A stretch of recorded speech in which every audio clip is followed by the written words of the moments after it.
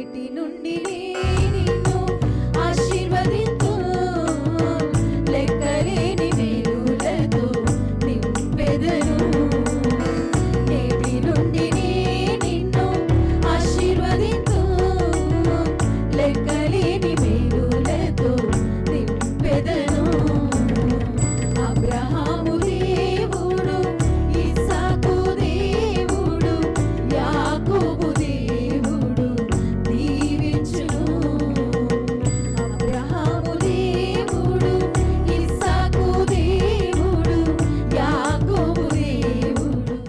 బంగారు పండ్లు అనేటువంటి అనుదిన వర్తమాన కార్యక్రమం చూస్తున్న మీ అందరికీ ప్రభువైన యేసుక్రీస్తు వారి శ్రేష్టమైన నామంలో వందనాలు శుభములు తెలియచేసుకుంటూ ఉన్నాను. మనం ఈరోజు ధ్యానము చేయబోతున్నటువంటి అంశము మత్తయి సువార్త 10వ అధ్యాయము 29 నుంచి 32 వరకు ఉన్న అంశాన్ని ధ్యానం చేయబోతూ ఉన్నాం. 2 పిచ్చుకలు కాసుకు అమ్మబడును కదా, అయినను మీ తండ్రి సెలవు లేక వాటిలో ఒక్కటైనను నేలను పడదు. మీ తల వెంట్రుకలన్నీ లెక్కింపబడి ఉన్నవి గనుక మీరు భయపడకుడి, మీరు అనేకమైన పిచ్చుకల కంటే శ్రేష్ఠులు. మీరు భయపడొద్దు అనే అంశాన్ని మనం ధ్యానం చేస్తున్నాం.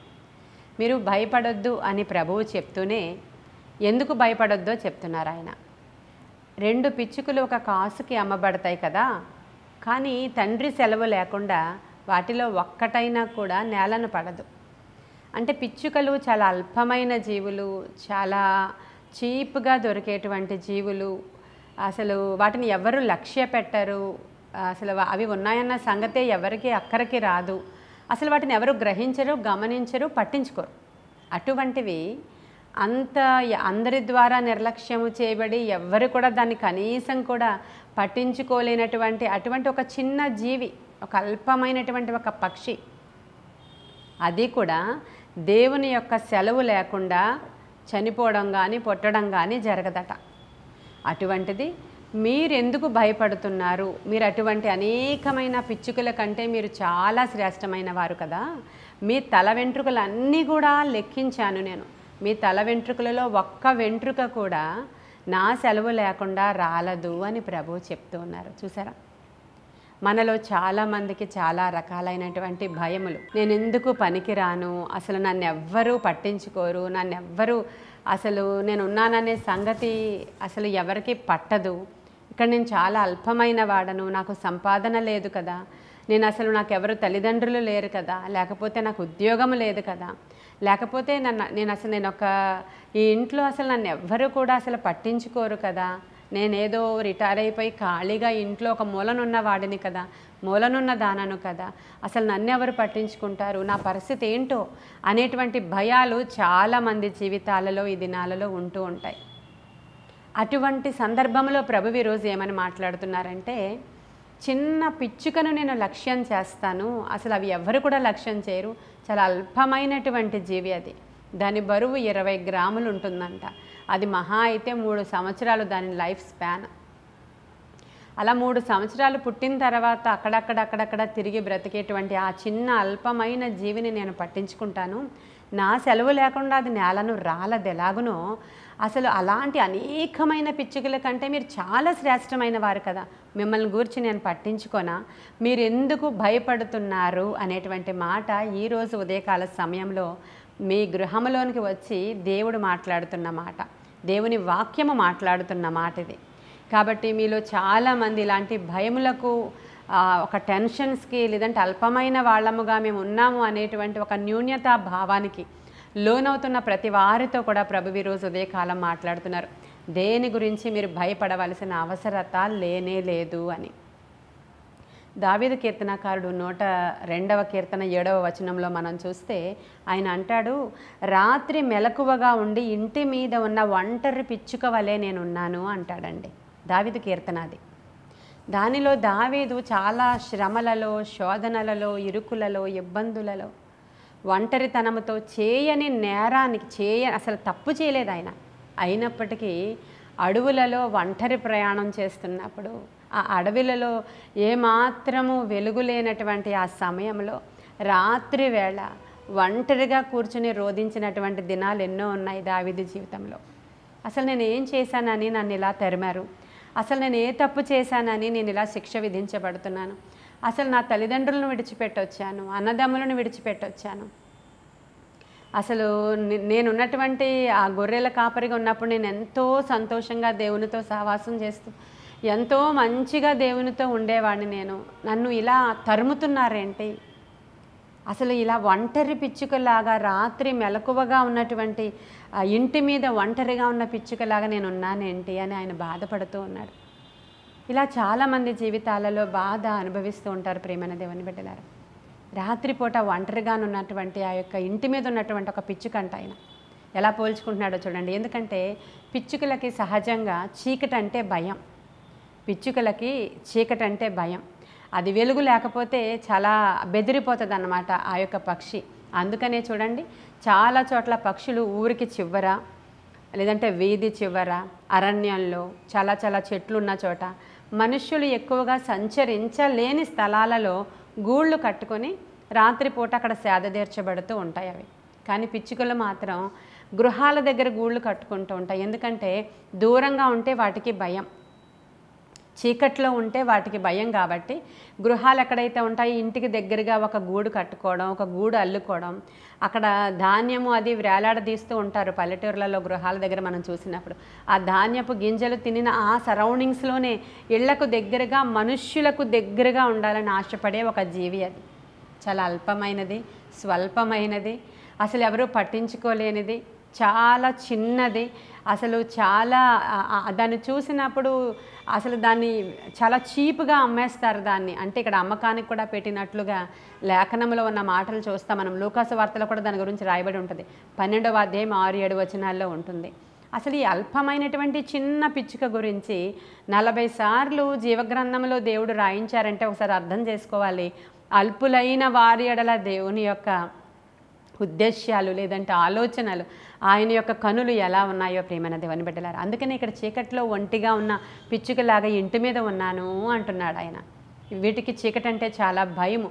అటువంటిది ఒంటరిగా అలాంటి సందర్భంలో దావీదు పడినటువంటి శ్రమను ఆయన జ్ఞాపకం చేసుకుంటున్నాడు. ఈరోజు మీలో ఎవరు ఇలాంటి శ్రమ కాలంలో ఉన్నారు?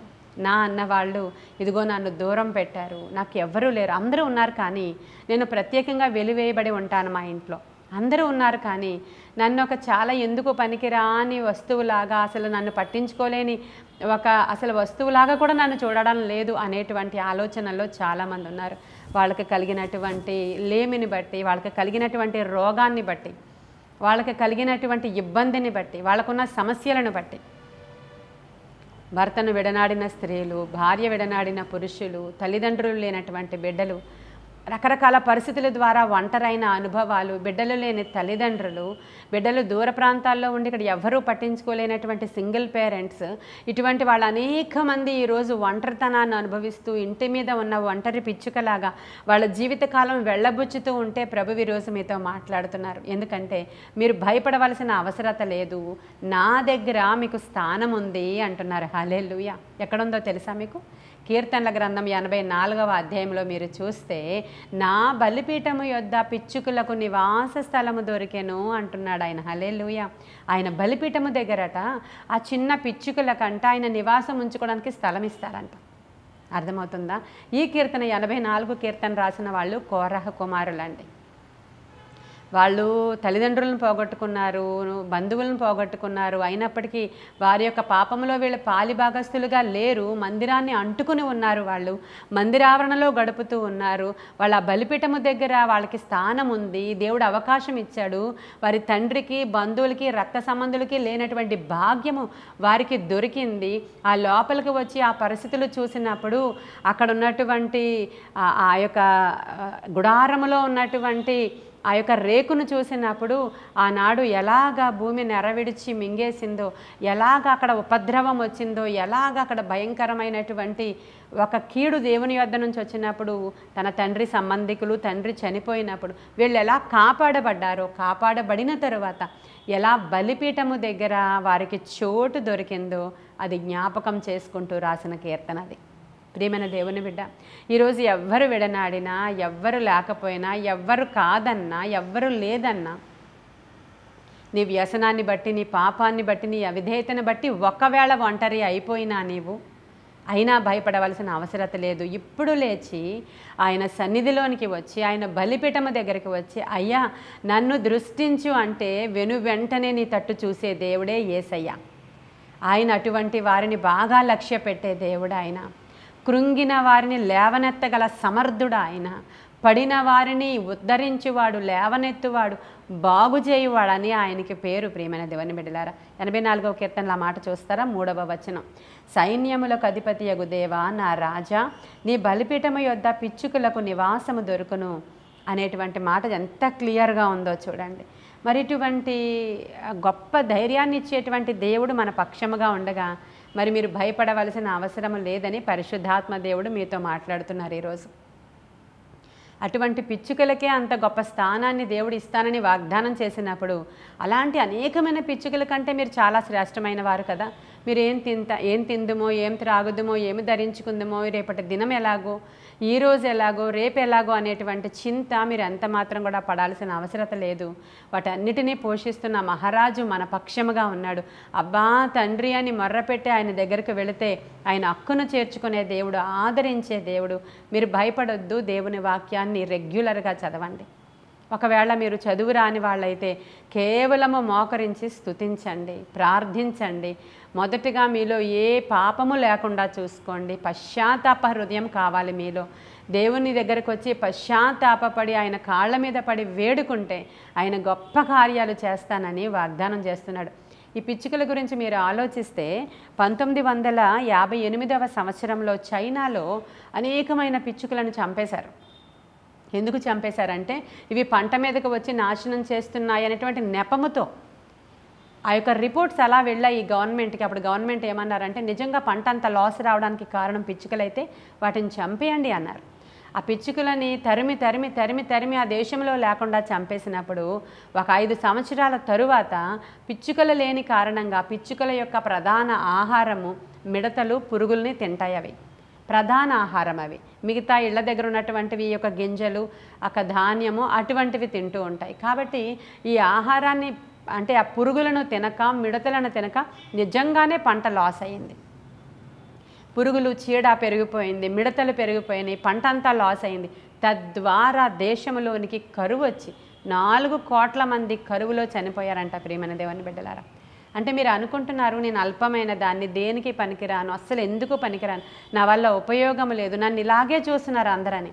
కానీ ఆ పిచ్చుక వల్ల ఎలాంటి ఉపయోగం ఉందో, నిన్ను సృష్టించిన సృష్టికర్త నిన్ను సృష్టించేటప్పుడు కూడా నీ పక్షముగా ఒక ఉద్దేశ్యము కలిగే నిన్ను సృష్టించాడు. ఈరోజు నువ్వు అడగాలి, అయ్యా నేను అల్పమైన దాన్ని, ఏ యోగ్యత లేదు, అసలు నాకు ఏ అర్హత లేదు, నాకు ఏ విధమైనటువంటి అసలు ఎటువైపు నుంచి ఏ సోర్స్ ఆఫ్ ఇన్కమ్ లేదు, లేదంటే ఎలాంటి సహాయము లేదు, ఎలాంటి ఆధిక్యత లేదు, నన్ను కూడా నీవు వాడుకుంటావని రోజు దైవజనులు చెప్తున్నారు. కాబట్టి నా పక్షముగా నీ ఉద్దేశం ఏమై ఉందో అది నెరవేర్చమని మీరు అడగాలి. రోజు గొప్పగా వాడుకుంటాడండి ఆయన. నీవు కూర్చొని మొర్ర పెడితే చాలు గొప్ప కార్యాలు చేస్తాడు. నిన్ను పోషిస్తాడు ఆయన. నీవు లేకపోతే అవ్వదు అనేటట్లు చేస్తాడు ఆయన. ఆ తర్వాత పిచ్చుకలను తెచ్చుకోవడానికి వాళ్ళు ఎంతో కష్టపడ్డారు. ఎక్కడెక్కడి నుంచో ఫ్లైట్లలో పిచ్చుకలు తెచ్చుకోవాల్సిన అవసరత వాళ్ళకి ఎలాగనొచ్చిందో ఇది చరిత్ర. కాబట్టి ఇలాగే ఈరోజు దానితో మనల్ని దేవుడు పోల్చాడు గనుక పిచ్చుక గురించి మనం మాట్లాడుకుంటున్నాం. కాబట్టి గొప్ప కార్యాలు చేసేటువంటి దేవుడు మన పక్షముగా ఉన్నాడు. ఈరోజు మీరు భయపడొద్దు. భయపడకుండా మీరు ధైర్యంగా ఉండండి. భయపడడం అనేది దేవుని బిడ్డల యొక్క లక్షణం కాదు. ప్రార్థించండి. మీరు ప్రార్థిస్తూ ఉండగా గొప్ప ధైర్యపరచు ఆత్మ మీ మీదకి దిగి వస్తుంది. ఆయన గొప్ప కార్యాలు చేస్తాడు. నిలకడ కలిగి ఉండండి. ఊరకనే నిలవబడి చూడండి అంటాడు మోషే. కాబట్టి ఇలాంటి గొప్ప కార్యాలు దేవుడు మన పక్షముగా చేయడానికి అవసరమైన కృప పరిశుద్ధాత్మ దేవుని సహాయంతో మనకి కలుగునుగాక. ఈ వాక్యము వినిన మీరందరూ ఆదరించబడాలని, ధైర్యపరచబడాలని ఈ కొన్ని మాటలు దేవుడు మన వెనుకడిలో దీవించునుగాక. ఆమేన్. ప్రార్థన చేసుకుందాం.